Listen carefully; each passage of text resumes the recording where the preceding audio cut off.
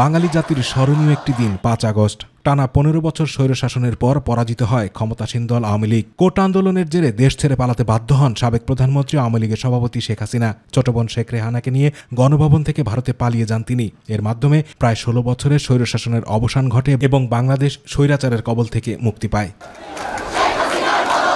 সরকারের পদত্যাগের দাবিতে চলমান অসহযোগ আন্দোলন সফল করতে বৈষম্যবিরোধী ছাত্র আন্দোলনের লং মার্চ টু ঢাকা ছিল ২০২৪ সালের ৫ই আগস্ট। এর আগে দুদিনের নতুন কর্মসূচি ঘোষণা করেছিলেন কোটা সংস্কার আন্দোলন ঘিরে গড়ে ওঠা বৈষম্যবিরোধী ছাত্র আন্দোলন। পুরো জুলাই মাস জুড়ে চলে এই আন্দোলন।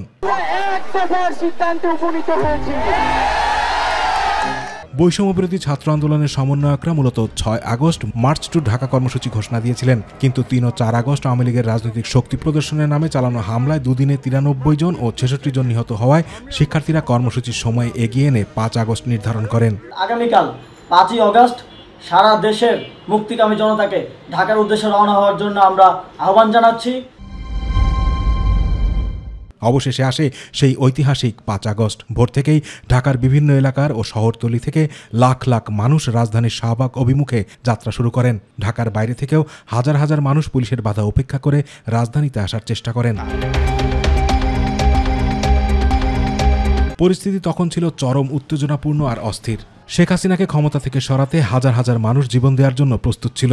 কোনো কিছুই তাদের থামাতে পারেনি। তারা যে কোনো নিরাপত্তা ব্যবস্থাকে পদদলিত করে শেখ হাসিনার সরকারি বাসভবন গণভবনের দিকে অগ্রসর হতে থাকে। শেষ পর্যন্ত শেখ হাসিনা উপলব্ধি করেন এটাই তার বাংলাদেশের মাটিতে শেষ মুহূর্ত, তাকে বিদায় নিতেই হবে।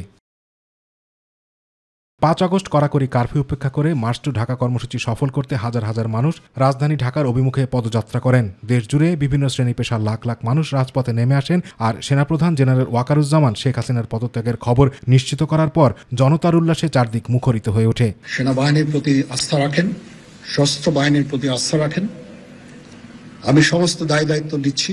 সেই মুহূর্তে শেখ হাসিনার ক্ষমতার আধিপত্য এবং আওয়ামী লীগের কথিত রাজনৈতিক দুর্গ এক মুহূর্তেই ভেঙে যায়। রাজধানীর রাজপথ দখলে নেয় লাখো লাখো মানুষ। তাদের মধ্যে হাজার হাজার বিক্ষুব্ধ জনতা শেখ হাসিনার বাসভবন গণভবনে প্রবেশ করে বিজয় উদযাপন করে।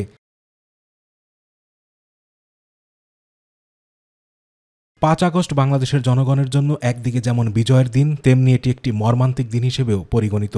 কারণ এদিন আওয়ামী লীগ সরকারের পতনের পরেও পুলিশের বর্বর হামলায় অনেক মানুষ প্রাণ হারান। আন্দোলনের শেষ মুহূর্তেই ৫ই আগস্ট আশুলিয়া ছাত্র জনতার আন্দোলনে মানারাত ইউনিভার্সিটির তৃতীয় বর্ষের ছাত্র আনহাফ হাবির আশরাফুল্লাহ সহ ৪৬ জনকে গুলি করে হত্যা করা হয়। পরে আশুলিয়া থানায় কয়েকজন এসআই লাশ পুড়িয়ে ফেলে। এদিন বিকেলে সেনাপ্রধান জেনারেল ওয়াকারুজ্জামান বিভিন্ন রাজনৈতিক দলকে আলোচনার জন্য আমন্ত্রণ জানান এবং পরে একটি অন্তর্বর্তী সরকার গঠনের বিষয়টি নিশ্চিত করেন। শেখ হাসিনা তার দীর্ঘ শাসন আমলে অহংকার করে বলেছিলেন, শেখ হাসিনা পালায় না। শেখ হাসিনা পালিয়ে গেছে, শেখ হাসিনা নাই, শেখ হাসিনা চলে গেছে, শেখ হাসিনা পালায় না। কিন্তু জনগণের প্রচণ্ড ঘৃণা আর চাপের মুখে তাকে অসংখ্য মানুষের হত্যার দায় নিয়ে পদত্যাগ করে পালিয়ে যেতে হয়। আতিকুর রহমান তিতাস, মাই টিভি।